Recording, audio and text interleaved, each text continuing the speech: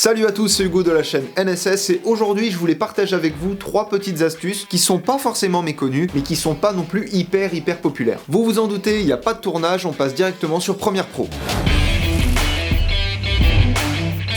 Pour vous présenter ces 3 astuces, on va venir les appliquer sur une vidéo. La première astuce, ça va être d'enregistrer une image. Imaginons qu'à partir de cette transition, j'ai envie de créer une miniature. Alors pour faire ça, j'ai plusieurs solutions. La première serait d'aller dans mes dossiers et quand je lance une vidéo, mettre sur pause, aller dans les options et sélectionner l'option enregistrer une photo. Alors ça marche, mais vous aurez des problèmes de colorimétrie et puis c'est long et c'est chiant. Qu'est-ce que je peux faire d'autre? Je pourrais réduire à une frame ma transition, aller dans l'export, changer le format, sélectionner JPEG ou PNG et exporter. Ça marche, mais c'est long et c'est chiant. Sinon, vous avez une option toute bête qui est dans les boutons juste en dessous de la vidéo dans votre panneau programme et vous avez ce petit appareil photo exporter une image. Et ce que votre écran voit, le logiciel va l'exporter en tant qu'une image. Et c'est comme ça qu'on peut enregistrer des images pour faire des miniatures. Et souvent, c'est pour ça que vous voyez les youtubeurs faire des pauses durant leur vidéo, justement pour enregistrer cette frame et s'en servir de miniature. Deuxièmement, imaginons j'ai envie de rajouter un texte. Alors je viens rajouter mon texte, on va le mettre là, on va l'appeler texte pour l'exemple. Dans une vidéo, il va être important de respecter des marges de sécurité. Autrement dit, des limites à ne pas franchir pour que vos informations, tout du moins les informations que vous mettez dans votre vidéo, comme un texte, soient retenues. En l'occurrence, on va venir activer ce bouton-là. Et on va avoir des marges de sécurité qui vont venir se créer. Alors là, je suis à la limite de la limite avec mon texte. L'avantage que j'ai, c'est que j'ai un texte relativement gros. Mais si je viens le réduire en tout petit, que je le mets par exemple ici, ou dans un coin, quoi que ce soit, si je désactive les marges de sécurité, on voit très bien que le texte va passer inaperçu vis-à-vis du reste du contenu. On a quelque chose de coloré, on a quelque chose en mouvement et le texte paraît tout petit en dessous et surtout totalement inaperçu. Donc attention à bien respecter ces marges de sécurité. Si vous voulez mettre un texte en tout petit, voilà. Ici, c'est déjà un bien meilleur emplacement. Il est au centre verticalement parlant, même s'il est en bas, il est au centre de votre image. Et malgré ce qui se passe au milieu, les couleurs, etc., on voit quand même qu'il est présent. Donc attention à bien respecter ces marges de sécurité pour éviter de perdre des informations avec les informations déjà présentes à l'écran. Et enfin, une petite astuce qui va être très intéressante,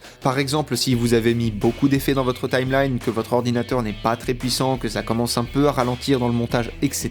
Par exemple, j'ai mis des bandes noires pour donner un effet un peu cinéma, un peu sympa. Si je veux les désactiver et désactiver tous les effets présents dans toute ma timeline, alors non pas les désactiver, les supprimer, mais juste les rendre invisibles et pouvoir les réactiver ensuite, c'est en gros le même principe que l'œil. Si j'active l'œil, mon rush devient invisible, mais il est toujours là. J'ai juste à réactiver l'œil pour le faire réapparaître. Et c'est le même principe, et ça va être le petit bouton FX toujours en dessous de votre vidéo dans le panneau programme. Vous venez cliquer dessus et voilà. Alors j'ai mis que les bandes noires donc l'effet n'est pas flagrant, mais là par exemple j'ai rajouté quelques effets supplémentaires. Si je désactive, on voit très nettement la différence. Voilà, ce sont 3 petites astuces très utiles, très pratiques que je mets pas tout le temps en œuvre parce que j'y pense pas assez, mais quand je dois créer une miniature, c'est bien pratique de pouvoir enregistrer directement une frame d'une vidéo pour en faire derrière une miniature sur Photoshop. Comme j'ai pu faire pour la vidéo ou des gros yeux ou de rendre un objet géant. Après, le fait de désactiver les effets spéciaux, personnellement je suis pas hyper fan, même si quand on a une faible machine c'est très pratique, je suis pas hyper fan juste pour le fait de ne pas voir ou les effets que j'ai appliqués, ou la colorimétrie, ou ce genre de choses. J'aime bien voir l'avancement du travail, et j'aime bien voir les effets que j'ai ajoutés, voir si tout roule, voir si tout se coordonne, etc. Donc celui-ci c'est pas forcément un effet que j'utiliserai personnellement très souvent, mais il est quand même bien pratique, il faut être honnête. Essayez d'y penser, à utiliser ces petites astuces, ça sert toujours dans un montage, apprenez, utilisez et progressez dans ces derniers. Je vous fais des bisous, et à plus.